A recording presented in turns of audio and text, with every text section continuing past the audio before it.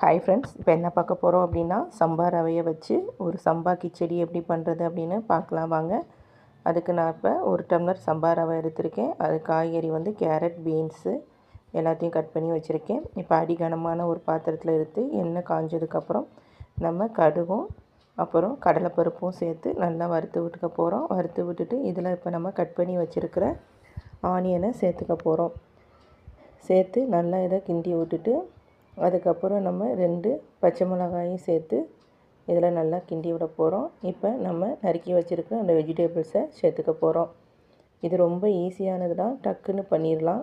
எப்பயுமே நம்ம ரவை கிச்சடி பண்ணுறதுக்கு பதிலாக இந்த மாதிரி சிறுதானியங்களை வச்சு கிச்சடி இதெல்லாம் பண்ணி கொடுத்தோம் அப்படின்னா உடம்புக்கு ரொம்ப நல்லது. இப்போ பார்த்திங்க அப்படின்னா இதில் கொஞ்சம் உப்பு சேர்த்துக்கோங்க. அப்புறம் கரம் மசாலா, மஞ்சத்தூள் சேர்த்துக்கோங்க. அதுக்கப்புறம் இதில் நம்ம 2 டம்ளர் தண்ணி எடுத்துக்க போகிறோம். எதில் நம்ம ரவை அளந்தோமோ அதிலே நம்ம 2 டம்ளர் தண்ணி சேர்த்துக்க போகிறோம்.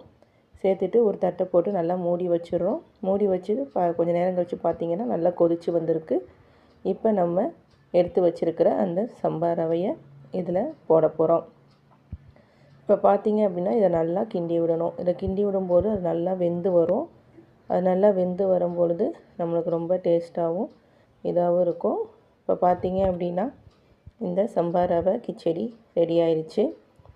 நம்ம இதே மாதிரி சிறுதானியங்களை வச்சு நம்ம நிறையா இந்த மாதிரி பண்ணி கொடுத்தோம் அப்படின்னா உடம்புக்கு ரொம்ப நல்லது. கிட்ஸும் நல்லா விரும்பி சாப்பிடுவாங்க. ஹெல்த்தி ஃபுட்டு சாப்பிட்டாங்க அப்படின்ற ஒரு திருப்தியும் நம்மளுக்கு கிடைக்கும். இப்போ பார்த்திங்க அப்படின்னா அதை நம்ம ஒரு பிளேட்டுக்கு இந்த மாதிரி மாற்றினாச்சு. அதுக்கு நான் இப்போ கடலைப்பருப்பு சட்னி வச்சுருக்கேன், நிலக்கடலை பருப்பு சட்னி வச்சுருக்கேன். உங்களுக்கு இதே மாதிரி சிறுதானிய ஃபுட்டில் செய்யக்கூடிய ரெசிபி வேணும் அப்படின்னா, சிறுதானிய ரெசிபி வேணும்னா மறக்காமல் என் சேனலை ஃபாலோ பண்ணுங்கள், சப்ஸ்கிரைப் பண்ணுங்கள். தேங்க்யூ.